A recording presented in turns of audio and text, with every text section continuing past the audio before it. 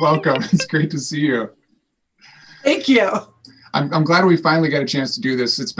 I think you were introduced to me by somebody who you were training, whose baby I was treating in Minneapolis, and I've been doing these trips going back and forth to New York, and I kept wanting to meet up with you in person, but it just didn't happen. So finally we get to do this. You came up on the podcast when I was talking with Eric Dalton, and so you were a body worker to start out before you started Melt? Oh, yeah. I actually started out, well, I mean, I was in the fitness industry since I'm 16, teaching fitness classes. Right? Yeah, like I was, one of those ones that was a fitness junkie and teaching 28 classes a week, high impact aerobics and calisthenics. That was back in the 90s, I was there.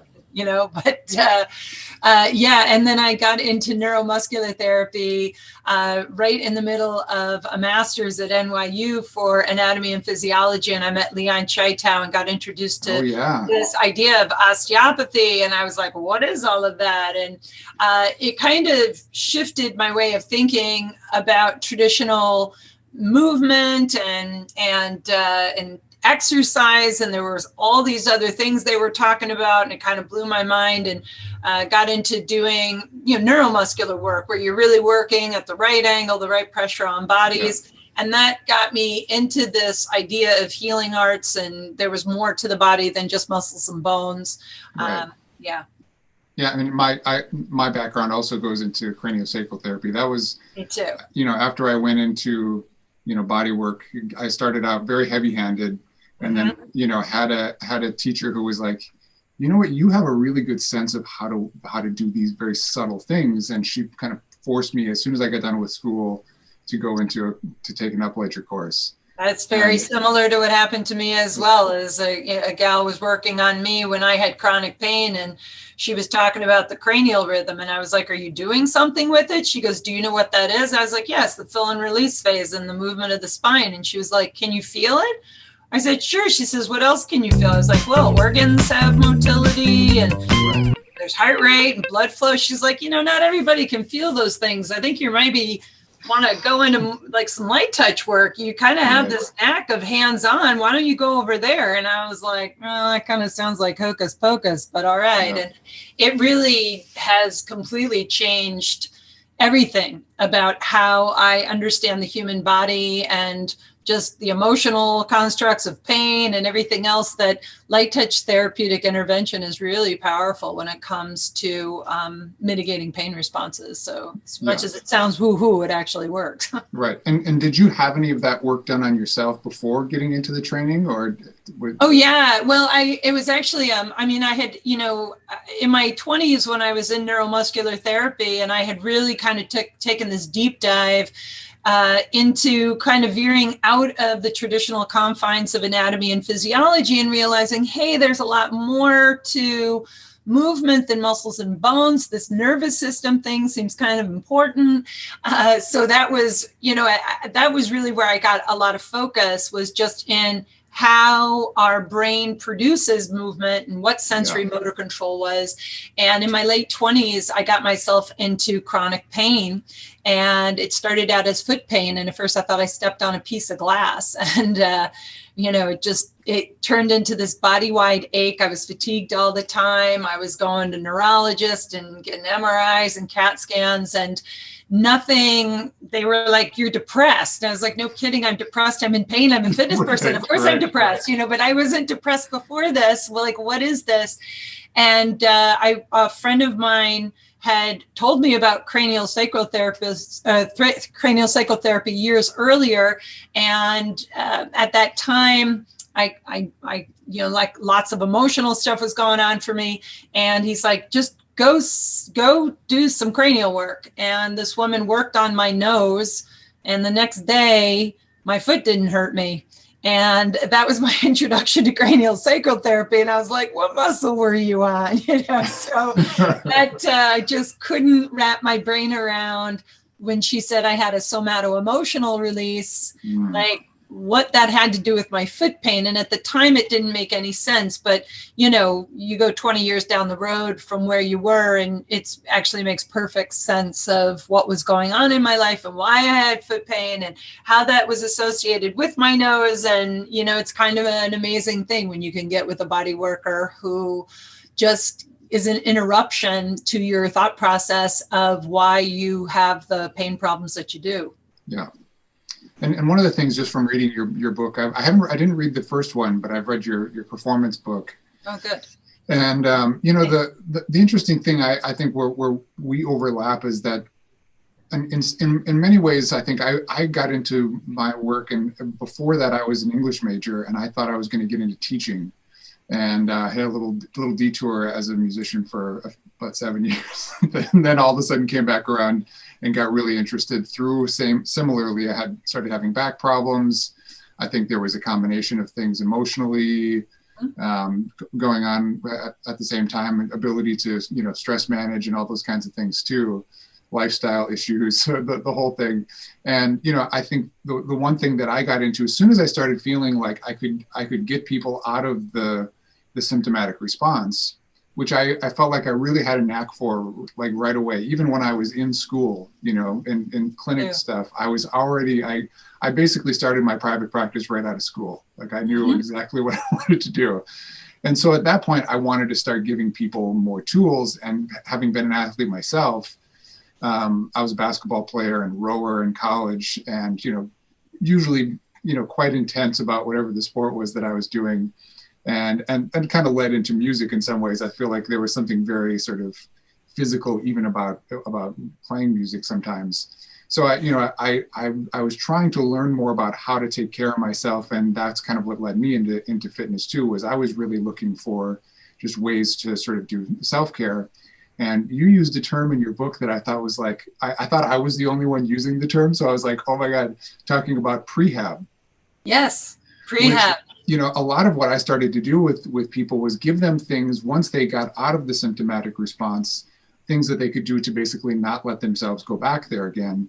And it wasn't just about exercising, and it wasn't physical therapy per se either. So I had a really hard time kind of coming up with an idea for it, and I started calling it prehab. So that's kind of crazy. It is. Well, and that's just it, is like we think we're so proactive in our healthcare, and especially when you're in fitness and all this other stuff, you're thinking that's a very proactive approach in healthy living.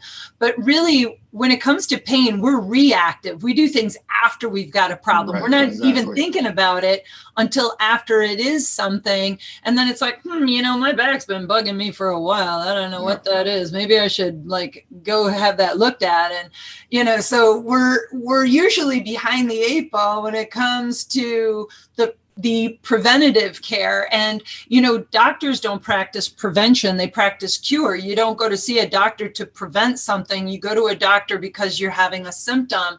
Right. And that's a real thing for me. And what I call them are pre-pain signals, is actually our bodies are equipped to give us a little alerts to, make us react and to let us know something's not right.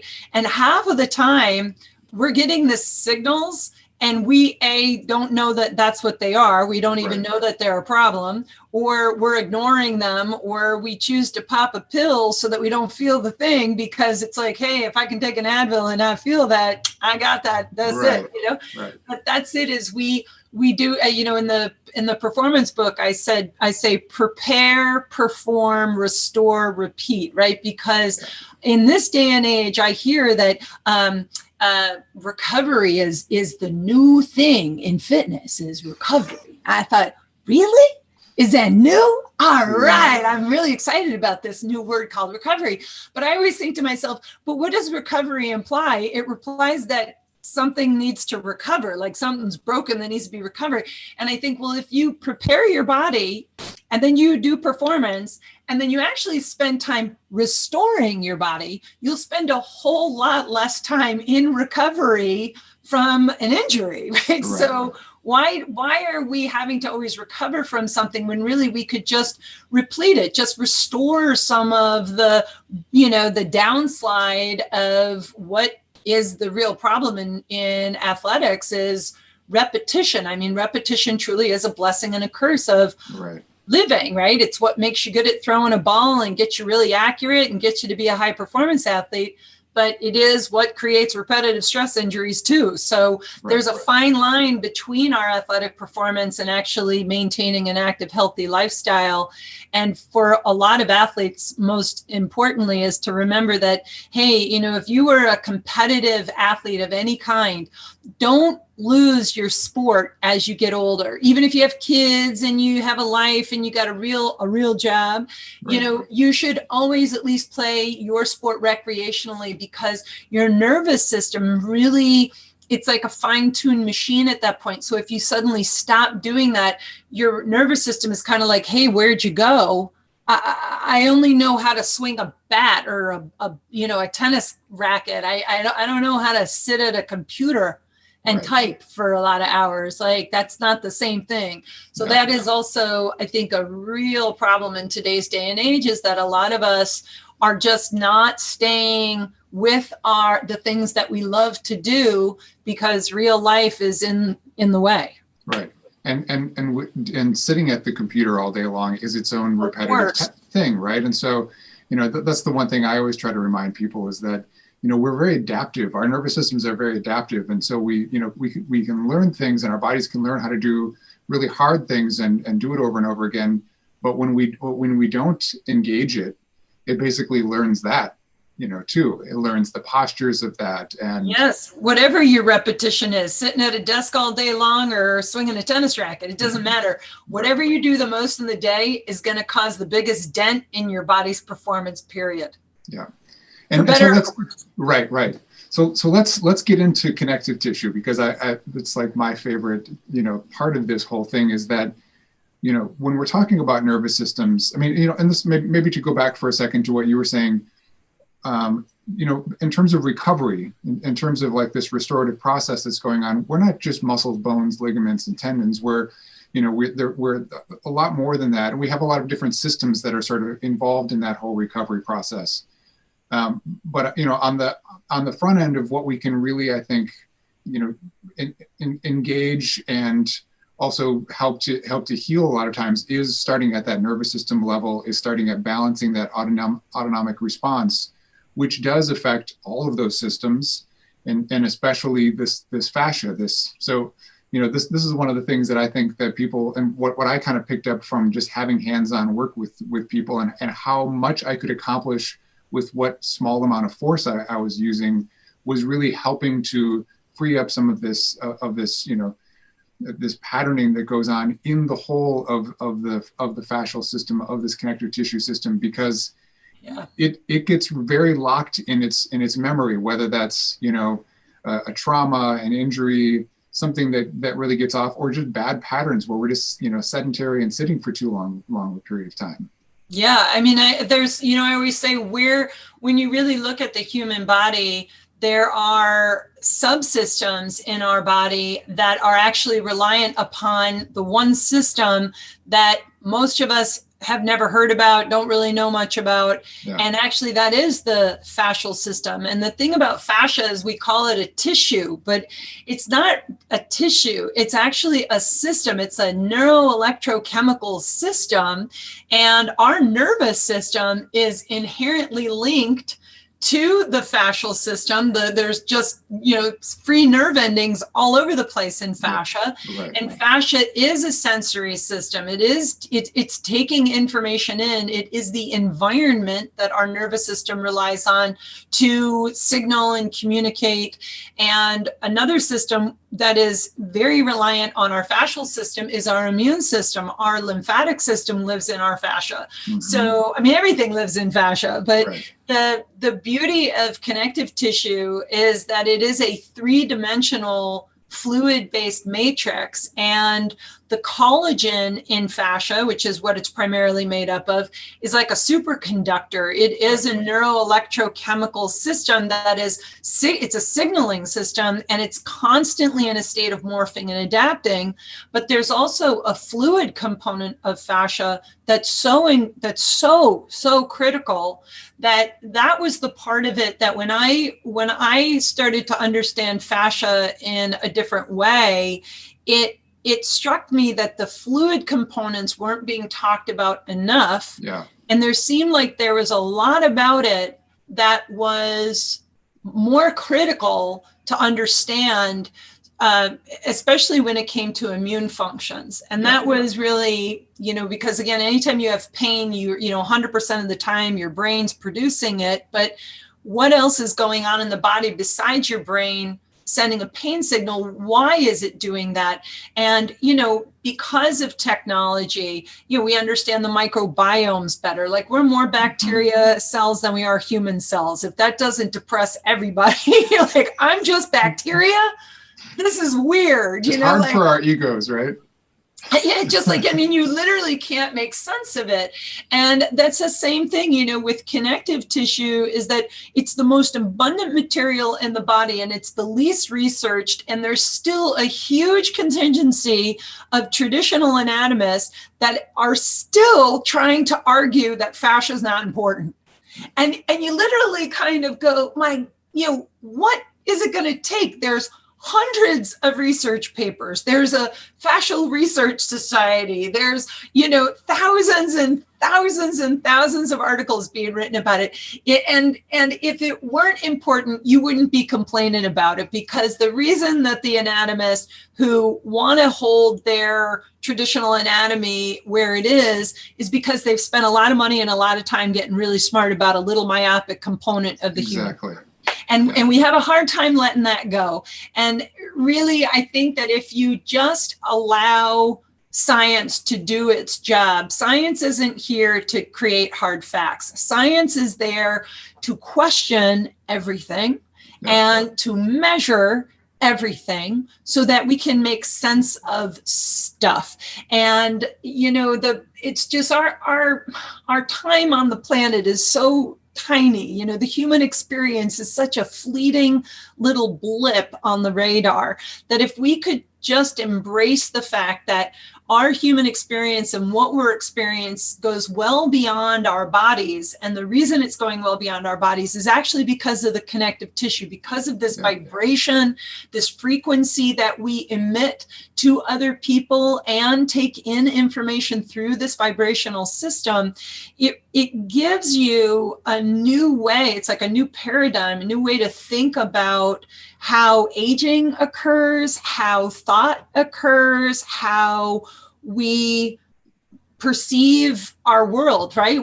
Our perceptions makes our reality, but reality might not be what we think. So that's really also confusing. And, that was where when I learned about fascia, I had, it's not like I didn't know about connective tissue or heard about fascia earlier on, but in the late 90s, when I got myself into chronic pain and all of the stuff that I had learned in traditional anatomy and physiology and all the neuromuscular therapy that I had under my belt wasn't fixing my pain problem. And when it got diagnosed as plantar fasciitis, I remember that day going, plantar fasciitis. So I have inflamed fascia.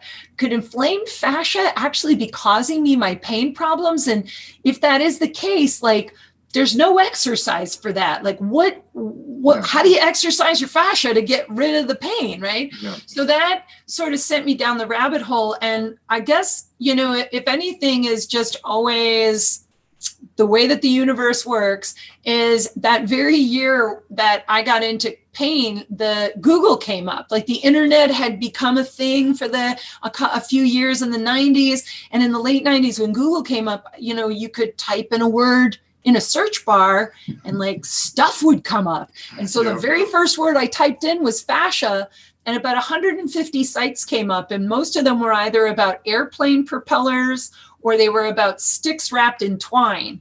And the ones that were about the human body were mostly from the NIH. And I just started to click on each one and was reading the research. And then at the end of the research papers, researchers were still putting their phone numbers and stuff in their research papers. So I was just picking up the phone, calling people in Germany at 2 o'clock in the morning, being like, what does this exactly mean? And it really veered me out of thinking that muscles and bones were even important at all. Like, our bones are important, but not like how we think. There's a vibration in our bones that is emitting to the fascial net all the way to our skin, and our skin is then receiving it back to the bones. And if you want to say, you feel something in your bones, or you have a gut instinct, or, you got butterflies in your stomach, these things are real things. And it is our fascial system that makes it so. And if we took more time to, I guess, just explore the fascial system and how much we can change our brain and our sensory nervous system by just tapping into our body in a more subtle way, I think it would transform people's lives. And so when I set out to write Melt, I coined the term melt in 2004, and this was before fascia was fashionable. Like, nobody was getting it. And, it took me 6 years to realize I had a methodology, and I was just basically simulating what I was doing with my hands on my clients, and was developing what I was calling hands-off bodywork. I was teaching people how to become their own body workers and simulate the effects of self-care. And it was, I think, probably one of the most invigorating times of my life was trying to figure out how to explain the process of assessing your body just like a therapist would, treating your body like a therapist, and then reassessing so that you could sense the changes that you were making, because they were subtle body changes, right? They were alignment changes, they were breath changes. And like, what did that matter? And I'm like, it really matters. Just go home and keep doing it, and you'll see. And sure enough, you're watching people transforming their bodies over a succession of minutes, hours, weeks, months, and coming back saying, I'm sleeping better, my emotional state is better, my depression is a little bit less, my husband says I'm a nicer wife to him now, and I have more compassion. And I'm like, this is great, Well, and that's the start of it. I know if you think about the way information sort of gets held within this system, and you even mentioned in the book, like, let's go all the way back to our embryonic phase, right?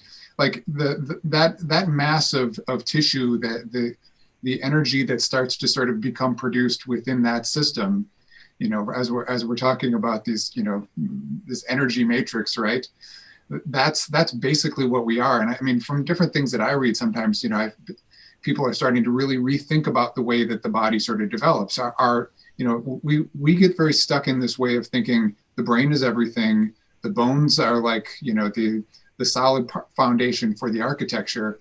But I think, what's starting to become clear is that everything grows into this matrix, and perhaps everything is on some level part of connective tissue, right? I mean, it's a roadmap. I mean, really, our DNA is using the fascia as a roadmap. It's kind of saying to the fascia, hey, like, I need to put a bunch of cells over here together so that I can make a liver. Can you make me a compartment over here? And sure enough, unspecialized cells start to compartmentalize in a little capsule, and they become liver cells, right? And it's like, when you stop and think about that, that's massive. I mean, and we really are. I mean, how does the body know to create that many bones so that I got that many fingers and a hand that's got 33 bones? It's like, why do we look this way? I mean, honestly, I spend a lot of time watching my friends' kids and watching my cat, and,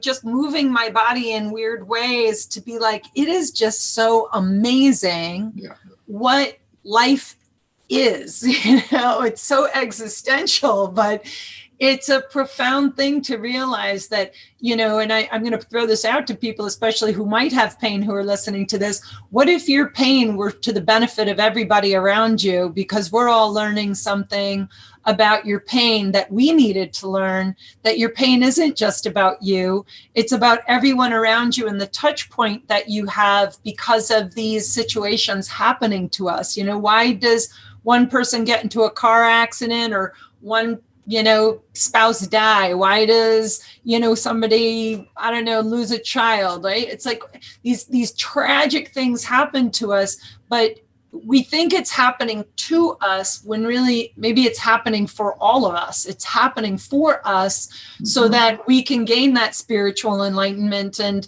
and it is the thread that is the communication highway in us, that is what forms that DNA channel that makes us human at all. And it's a blessing that we're here. But, I really honestly think that fascia is a metaphor for all things that connect us. And I mean that on a real, psychic level, on a universal level. I couldn't agree more. Frequency. Yeah, it's frequency. Yeah. And that was, that was the thing for me, that there was an exercise that I did when I was kind of learning how to do more subtle work, where you've probably done some experiment like this before, but one person had their eyes closed, the other person had their eyes open, and we were basically pushing against each other, pushing hands, sort of pushing straight forward, and you could push or draw, and that was kind of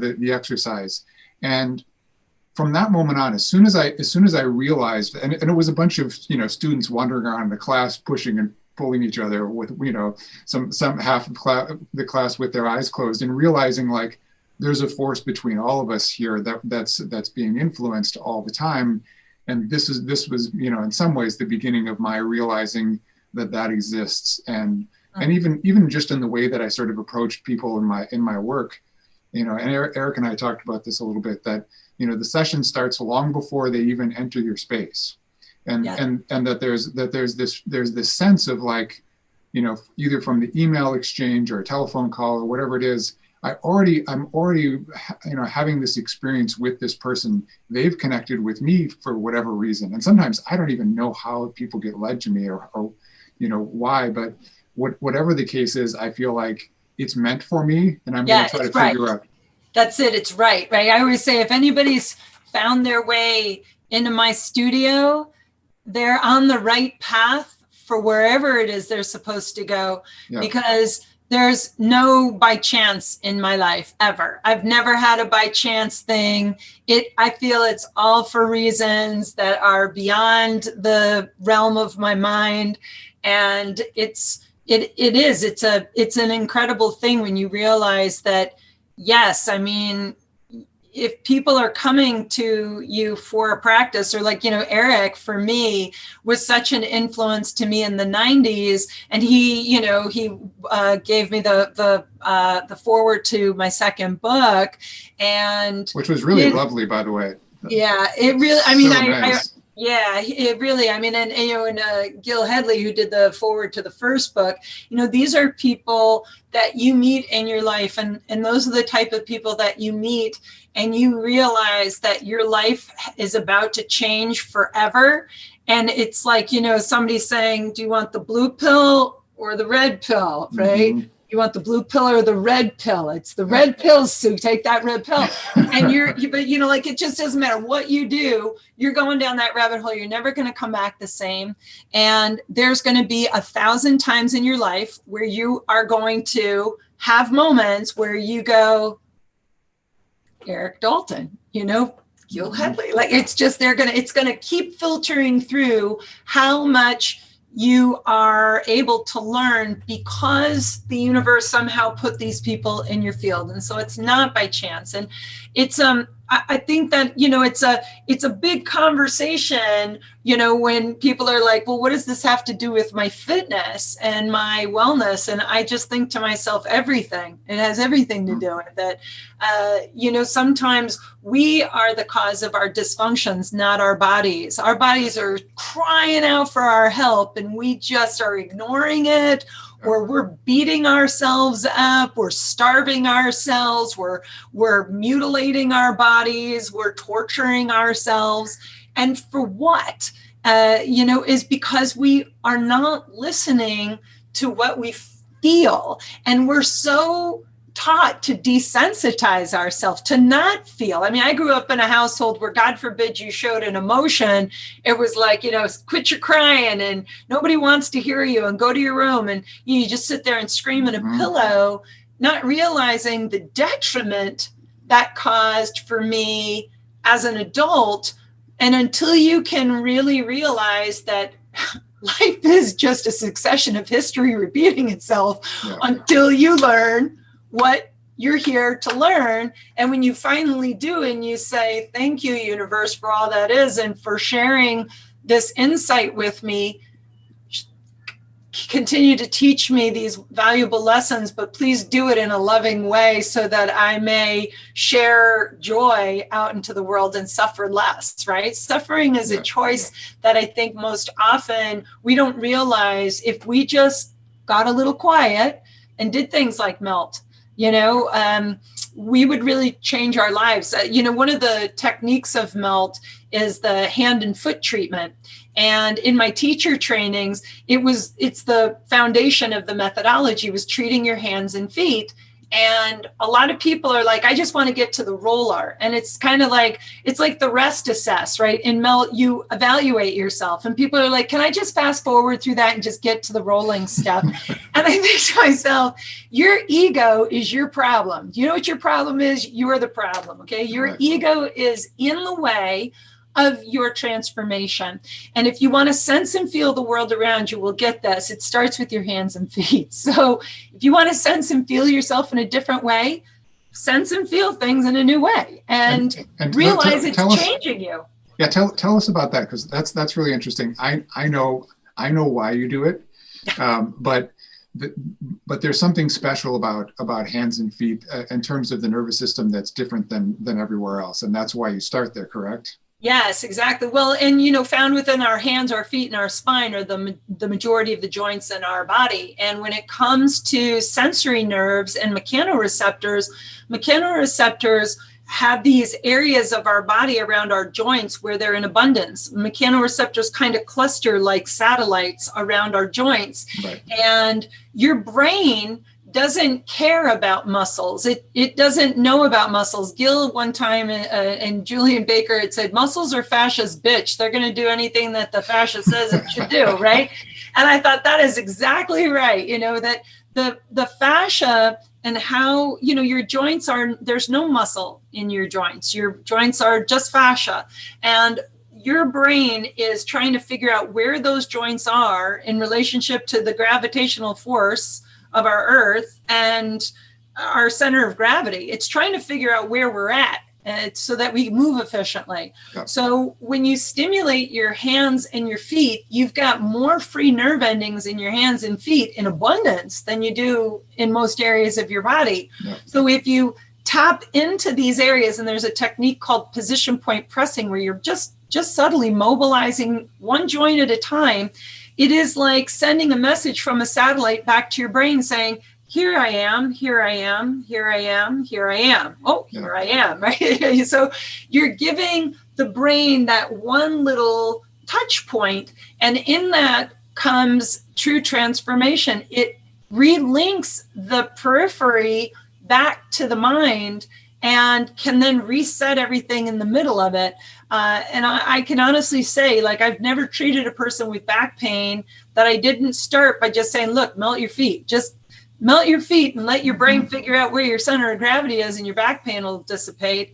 And that was the start of the low back pain research study that we did. Was I was, at that point I had worked on over 10,000 people, and they would all fill out a history and consent form. And something like 8,000, like 800 of them checked off low back pain as being a common pain region. Yeah. And I just thought, well, 8,000 out of 10,000, that kind of sounds like a high amount of people having back problems.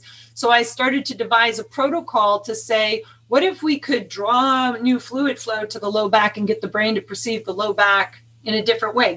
And really what it was that the brain had a hard time figuring out where the center of gravity is, which is your pelvis. And here's the thing, if your feet don't have good reception to the ground because we're in shoes all the time, and we're not sensing and feeling the world around us, we're becoming very myopic, we're looking at a phone all the time, we're using our fingers in this way, and we're not looking out in the horizons anymore, and we're not out in big fields, and so our brain kind of forgets where the center of gravity is. And the thing is, when we're sitting a lot, when we stand up, if the brain doesn't have a clear connection to our center of gravity, it alters the center of gravity. Instead of being in a mass of our pelvis, up a notch into a low back space. And the thing is, you can't have a center of gravity in a space. It needs to be in a mass, right? Yeah.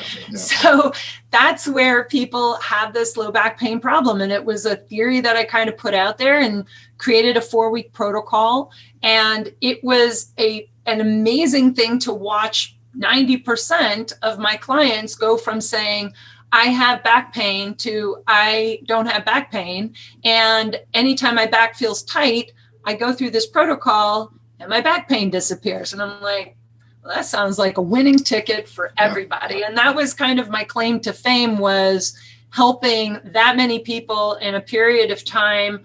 And then finally, getting Tom Findlay, who was the founder of the Fascia Research Society, I said, can you help me to do a pilot study? And so we did that with the New Jersey Institute of Technology to see if we could, just measure it. Can you measure it? And what was profound with fascia in the research study was that there's a tissue thickness in the lumbar spine when you have low back pain, where one side of the spine tends to be thicker than the other. And I speculated that when I would palpate it, that was really a key factor of people's back pain, was that the motor timing was delayed because there was fascial thickening on one side of the spine. So after 4 weeks of melting, we went back and measured that zone. And what was interesting was not only did the fascial thickness decrease, the side that was thicker decreased more than the side that was less thick overall. And Tom was fascinated with that because he said, what's interesting is that you never touch the low back. And so you really are demonstrating the intelligence of fascia, that if you direct the fluid flow in the way that you're saying you're doing it, it is altering the fine balance of the spaces so that they're more cohesive, so that they're more balanced from left to right. Yeah. And so that to me is, I think, an important part about fascia, is that it is an intelligent tissue. It's not an inactive packing material. It's doing something for us. And one of the biggest things it is again, it is a neuroelectrochemical system. It's a transportation highway for nutrients, for cell signaling, for cell proliferation, for nutrient absorption. It's where it's at. So, we all need to know more about it. And I think the nice thing about the Melt book is just that it simplified it for the general public so that my mom could understand it. And I thought that was really important, was just to get the lay person to understand their bodies and the critical elements that you're just never going to learn about unless somebody can simplify science. And that's the problem with science. It's neurofascial science is not exactly, light weekend reading. It takes a lot of time. I think there is something that is so incredibly simple about this idea that, if we are this mass that is sort of reacting to our environments, that's reacting to, the daily stresses, that is storing information from our experiences all the way back. And even before. I mean, this is one of the things that I always find interesting from working with babies. And, it's the thing I've become most known for, oddly enough, because I just happened to be like in the mecca of where all the babies were being born at a certain point in time in Brooklyn, where it was like, that's where everyone was coming to have babies. It was also sort of I think at a very specific time period where nursing, breastfeeding was becoming a bigger thing. So mothers wanted to do that. They wanted to have the experience. They also wanted to, home births were starting to become a big thing. So, the more interesting part of this though, is that babies would have a very different experience than the mothers would oftentimes, in that you would think that if they were having this water birth at home in the bedroom or whatever, wherever they have this, set up, that the mom had this amazing experience because she got to have the baby at home with her husband there and a doula and someone giving massages and all these things.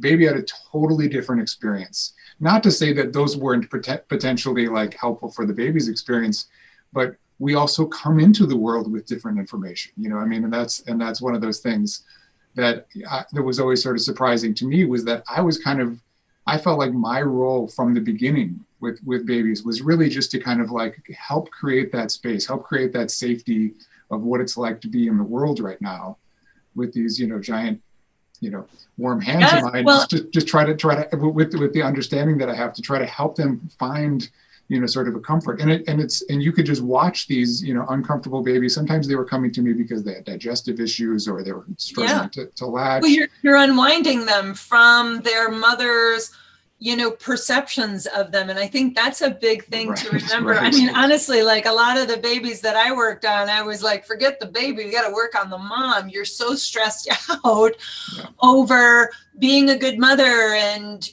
what happened to you as a kid and why are you putting all this fear on your child or, and so you put the baby on the mom and you're treating the mom to, in many ways, separate the mother's energy from the baby first, to unlatch them a little bit, and then to let the baby go through a process of unwinding themselves from the story that the mother had created and the father had created for them. Right. And that's where babies with colic or babies with the digestive issues, babies that weren't sleeping, suddenly my client would call and they'd be like, I'm a little worried my child is still sleeping and it's been 14 hours. Should I wake her up? And I'm like, I wouldn't. I let her sleep until she wakes up. Why are you why are you continuously having to be the interruption of your child's process? Right. Just let her sleep until she wants to wake up. Okay. Yeah. But that's it is if we can unthread it a little bit, I think it's a beautiful thing because you're giving a child an opportunity to be autonomous in a world where it's very difficult. I think in this day and age, there's a lot of judgment with parents. I remember when my sister-in-law had her kids and my mom wanted to insert her parenting, and my sister-in-law would get angry. She's like, you didn't grow up, like you're not raising a kid in today's day and age. And I think to myself, thank God too, because my mother would have lost her mind by now. So, it was easier when we were kids. The whole world was different, I think. And what our big issues right now, I think that we put the trauma to our kids, and sometimes we're blaming ourselves for how our kids are turning out. But maybe we should just let it be that the kids are being who they are in the environment that we're offering. We aren't doing it to them. We're doing as much as we can for them, but really just allowing the reality that, a spirit is occupying a body to have a human experience, to have spiritual enlightenment. And you're, who you are, you can play the role of a victim all you want, but if you can just destroy that idea and just uncreate it and start over, I think that that's an important opportunity for people to realize that your connective tissue, how you said, like, it stores memory. And I always say, yeah, but like prove, science will say, well, prove that. And it's like, I don't even think I need to. Like, you can see in a person's form their trauma and their history. Emotional trauma is sometimes a dead giveaway because of how a person stands. I can people are like, are you psychic? And I said, no, your tissue is telling everything about your life. And, when you can peg somebody down to how many siblings they had and the trauma that their mother must have lost a brother when she was younger. And they're like, how is that even possible that you are saying these things? We met 5 minutes ago, and there's nothing about this on the history and consent form. And it's that your fascia can literally all the way down to your DNA. It alters your DNA, not just your DNA, but the DNA of your offspring. So how we care for our fascia, I think, is also very inherently linked to how our immune health, our DNA health over our lifetime, our aging process, and that of our offspring is critical in caring for it. And really, if you think about it, 100 years ago, people were living until they were 40, and that was old years, right? Now we're trying to live into our hundreds, and our body is designed to live 100 years, maybe, with care. With care, exactly. If we care for it, it could it could live that long. But if enough of our offspring care enough for our fascia long enough, I think more people will live into their hundreds, 110, 120. And it's actually because of what we're doing now to care for our fascia for the offspring for many years to come, so that people who are 20, if their parents and their grandparents were caring for their connective tissue, they're the ones that are going to live far longer. And, when it comes to cancer research, fascia and cancer, right? Cancer loves to live in stiff fascia. So if we want to, keep our potential of metastasis at bay, I think that learning how to keep our fascia moving and supple is a key component of all health-related issues. And I'm not saying, anybody who melts is like, you're never going to get cancer. Like, it's just, it's not a cure. It's, it's not a religion, right? But I do think that's why movement is so critical. I think that's why touch is so critical.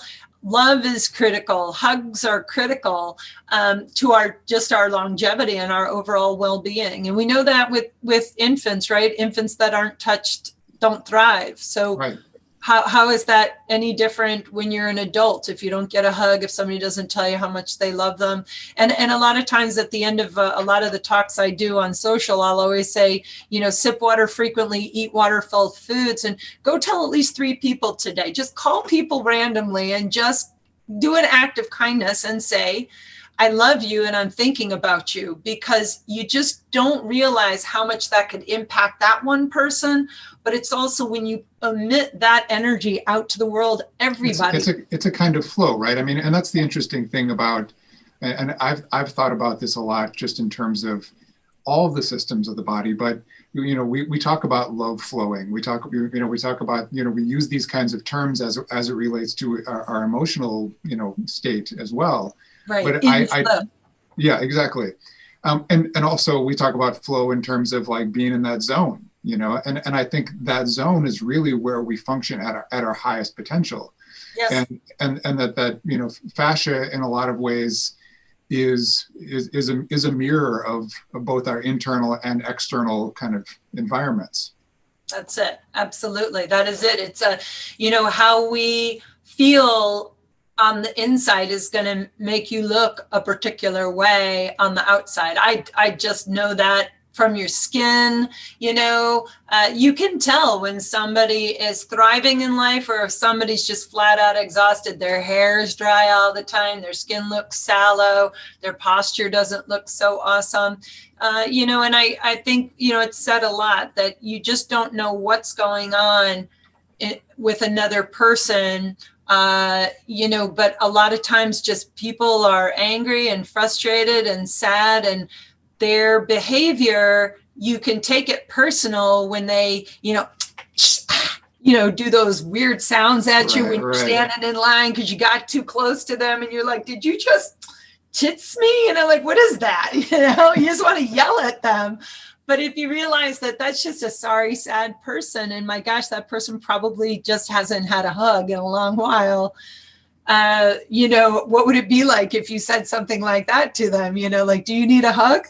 And you'd be surprised what people say. I mean, I've had people get sharp in a store and just be like, honey, do you need a hug? What happened today? And just, they don't know what to do. They kind of like freeze, and they're like, did she just talk to me and ask me if I needed a hug? But you see 2 seconds later, a little smile on their face, because they know that that's actually the truth. They need a hug. Yeah. I agreed. And I think what we know just from working with people the way that we do sort of intimately is that we can see in a person's posture when they walk in the door. We can tell by the creases in their forehead, or we can see the narrowness of their eyes, that they're not able to be sort of open, and those kinds of things. I think we could all learn a lot from. We could also use that to pay attention to what's going on with ourselves. And I think having a practice, I mean, melt is one of those things. I'm sure you had other practices before you started melt that created different kinds of things as well. But we need somehow to, in a generous, kind sort of way, engage our body in a way that's not punishing it. I think the problem that I found in the fitness industry was, it was basically all about, adding load to an already overloaded system. None of it made any sense to me, especially with, coming from, back issues. And I started thinking a lot more about how do things flow in the system. I always start with mobility work with people, because, it's not hard to strengthen a muscle. I don't know why we get so sort of caught up in and adding load. Is that really what we need? I mean, I always say, if you have dysfunctional patterns and you load a dysfunctional body, I remember hearing a couple of the really smart guys who are still very well known in fitness say, just load the body and the body's designed to figure out what to do. And I'm like, no, like, putting an unstable body on like a Bosu ball and giving them a bunch of weights, you take an unstable body on an unstable surface, it doesn't make you stable. What you become is a stronger, more dysfunctional body. You actually get better at managing your dysfunctions rather than ever improving them or eliminating them. You just get better at managing them until you can't. And honestly, look, nobody ever complains about getting a hamstring replacement as you get older, but lots of people get hip and knee replacements, right? So our joints are the spaces of our body. Nobody complains about getting taller as we age. We lose space on every level, psychically, emotionally, physically. We lose space when we don't have our expression, our movement, our reach to experience the world around us. And when your body hurts, your world gets really small. It's like, I can't do this anymore. I can't do that anymore. I can't do this. I can't do that. Until after a while, you're not doing anything but sitting around complaining about all the things you used to do. And like, nobody likes to hear about the history of your awesome life that isn't anymore. Most of the time I'm like, well, how's that working for you? I mean, have you thought about maybe doing something else? And you know what, honestly, I think a lot of people like to hold on to their pain problems. They're actually like, oh no, I can't, do that. Nothing's going to help me. And I'm like, wow, it almost sounds like you're trying to give yourself like a reason to stay in pain so that you can't do stuff. I've had clients come in and say, well, I actually can't get better until my lawsuit comes through because, it was, I got hurt at work. And I'm just like, why don't we just lie to everybody and tell them that you're still in pain, but get you better anyway?